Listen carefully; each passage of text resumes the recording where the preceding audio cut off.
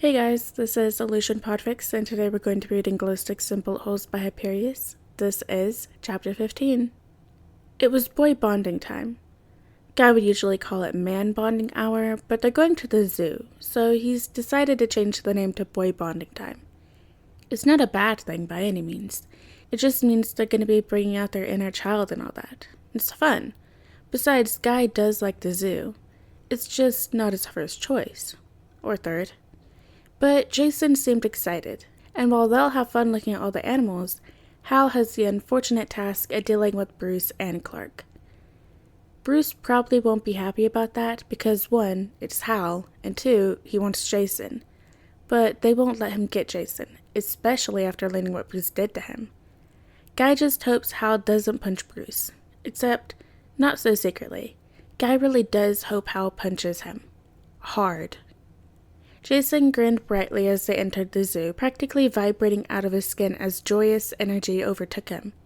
He knows Damien is the animal guy of the Bat family, which is actually partially why Jason hides his love for the zoo. The other reason he hides his love for the zoo is the nostalgia behind it.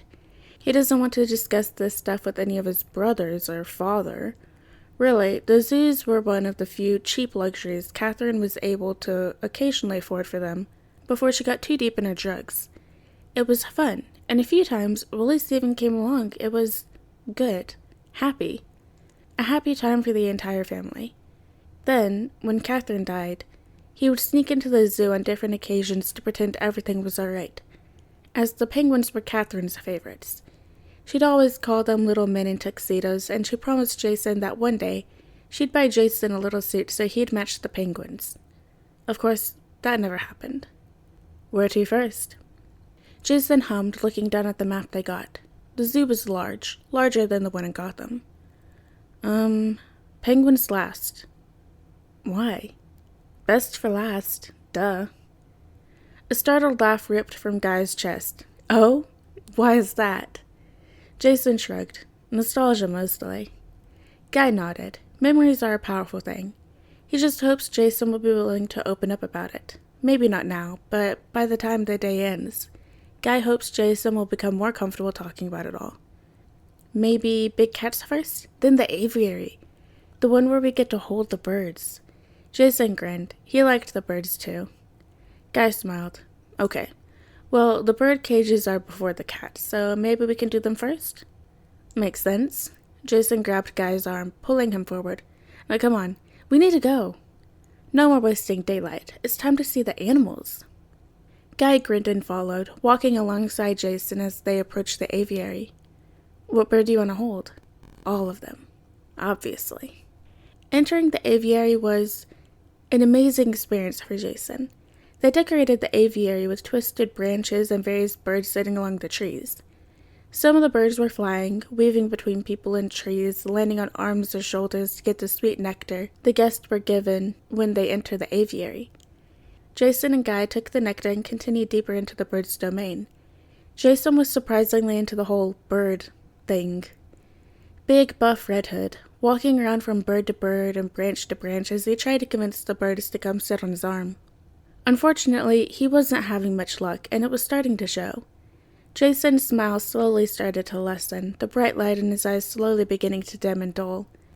Though he never stopped smiling, it's clear it began to become more forced than natural.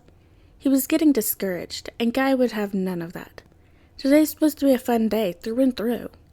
It's interesting to see, though, how little it takes to affect the mood of Red Hood. Jason Todd, he's so sensitive, for lack of a better word. He carried his heart on his sleeves and his soul on his back. He cares so deeply, and it's really no wonder Jason wears his helmet. It's to hide his heart, his hurt, his soul. He wonders how many times his so-called family has hurt him, and haven't even noticed.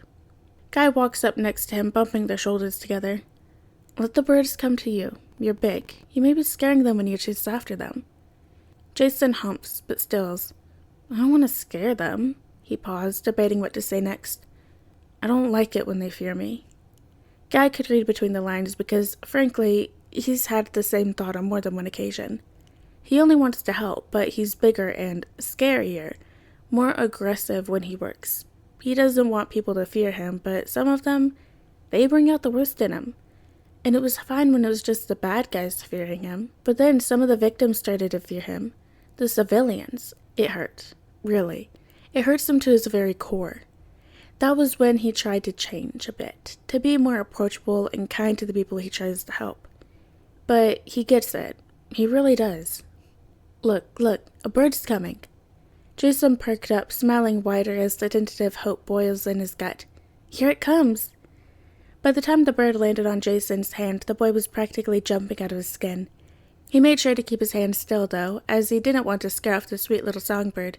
Look! The bird came to me! Guy smiled, finally wooing his own little bird to land on him. He did, see? Told you could do it. I think that was the nicest "I've told you so" I've ever gotten. Jason was smiling, though, eyes twinkling as he watched his bird with a sort of reverence.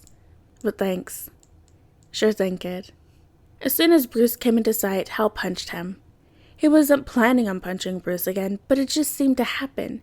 It's like his body couldn't hold back. He saw that stupid man and just... Bruce needed to get his face punched. As soon as the hit landed, prissy little Clark Kent had to barge on in and pull him off the bat. Hal scowled, struggling in Clark's arms, trying to push the other man off of him. Clark frowned, easily holding tight to Hal. Stop it. I thought we took a break to calm down, remember? So why are you punching him again?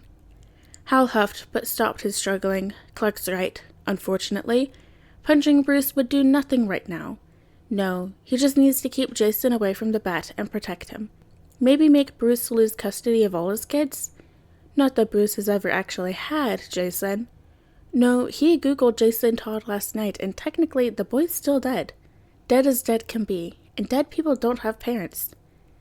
Bruce rubbed his bruising cheek, applying a gentle pressure to the painful swelling. Bruce's voice was snide as he spoke. I suppose you think you have a good reason for punching me? Yes, as a matter of fact, I do. Maybe Clark is right, and punching Bruce will not help anyone. But damn it, the man deserved it.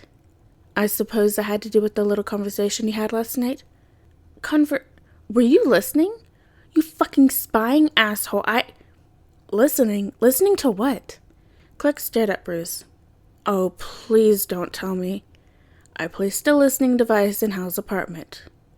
Clark felt the urge to punch Bruce wash through him, but he easily ignored it. He is Bruce's friend, after all, and as his friend, he accidentally allowed Hal to wiggle from his grip and accidentally let the Green Lantern bruise Bruce's other cheek before grabbing him again. My bad. Like hell, Bruce scowled, rubbing his other cheek. It was necessary to ensure Hal wasn't trying to do anything weird to Jason. Weird? Hal scoffed. Like showing him love and affection weird, or slitting his neck weird? Slitting his... What the hell are you talking about? Hal laughed, something sickening and dry. This was not how today was supposed to go. He wasn't supposed to bring it up. Wait until after their current mission to bring it up with Bruce.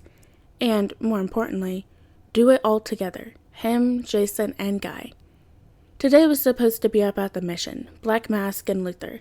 Today was supposed to be about implicating boundaries and going over what they should expect from each other as they continue working together. Today was supposed to be about ensuring there would be trust between them all, or at least, enough trust to successfully complete their mission. But here Hal is, having no self-control. Man, maybe John is right. Maybe he does need to work on his impulse control. But he just couldn't help it. Bruce's stupid face was just asking to get punched. He deserved it. Bruce is finally going to face the consequences of his actions, and Hal's going to ensure Bruce burns for his sins. You don't know? Bruce slit Jason's throat. What? Clark paused, staring at Bruce in a mix of both horror and disgust. Tell me that's a lie. It is. I didn't slit his throat. Then what do you call what you did? Where did that scar on his throat come from? Hal pulled against Clark's arms, lips pulled back in anger and hate. Bruce scowled, eyes narrowed and shoulders raised as the tension washed through him. It was a calculated decision. To stick a battering in his throat? It was not technically his throat. Bruce glared at Hal. He was in no real danger. No danger? Not technically his throat? You fucking... He pulled from Clark's grip. You don't fucking care. I can't, oh my god. I can't work with you, Bruce. So fuck. If you don't leave the Justice League, I will. Both heroes stared at Hal, eyes wide. How? Clark spoke carefully, hesitantly. Think about this. That's a big decision. Oh, I did. A lot. Sure, if y'all really need me, I'll help, but working with Batman on the regular? Not gonna happen. Hal stepped away from Clark and Bruce, glaring death at them both before storming to the door. Deal with Black Mask and Luthor on your own. I'm out, and so is Jason. No. That's a total lie. Jason will still be in, technically. Jason doesn't let the bad guy get away, not even despite his so-called father. But they're no longer working together with the older heroes. No, sir. Like hell. Hal won't let it happen. Hal slammed the door when he left, not bothering to look behind as he took off into the dark night sky. Clark didn't chase after him. His focus was on Bruce.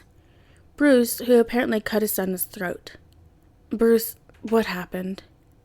Jason was deranged. He came back from the pit and was murderous. He had a gun to Joker's head. I did what needed to be done. Nothing more or less. But what did you do? I threw a batarang. It hit the juncture of his shoulder and neck. Bruce crossed his arms. Clearly he is fine. You threw a batarang at your son's throat? Bruce scoffed. Not his throat. It was either to stop him or he kills Joker. I did what I was supposed to do. I removed the threat. He isn't a threat. He is your son. And the victim was the man who tortured and murdered him. You chose Joker over Jason. I wasn't going to let anyone else die. That is all. Clark couldn't believe it. He couldn't believe his ears. His friend has compartmentalized so much between Batman and Bruce Wayne that he's become disillusioned. Red Hood is not Jason Todd to him. He has forgotten that Red Hood is still his son. No, not forgotten. He's in so much denial that he's changed the very way he perceives the world. Perceives Red Hood. At least Clark hopes that's all.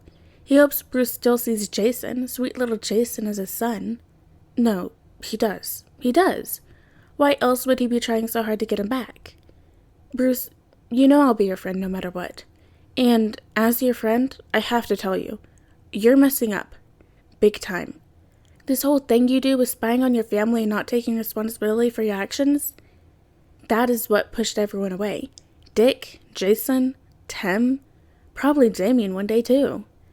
Clark didn't back down when he saw Bruce's jaw tighten, teeth baring as his eyes narrowed. His friend was mad, maybe even beyond mad. But Clark can't back down. Bruce needs to hear this. Bruce, you're self-destructing. When all this goes to shit, further to shit, you're going to have no one to blame but yourself. Don't think you know what you're talking about, Clark. Bruce turned his back to his friend. Our only pressing matter is Black Mask and Luthor. That's all you need to concern yourself with. And your son? No, that's my problem, and something I'll deal with later, after the pressing matters are over. Your relationship with him is a pressing matter. Not currently. That, Bruce. That's the problem. Alright guys, and that is the end of chapter 15 of Glowsticks and Bullet Holes by Hyperius. I hope you guys liked it, and I'll see you next chapter.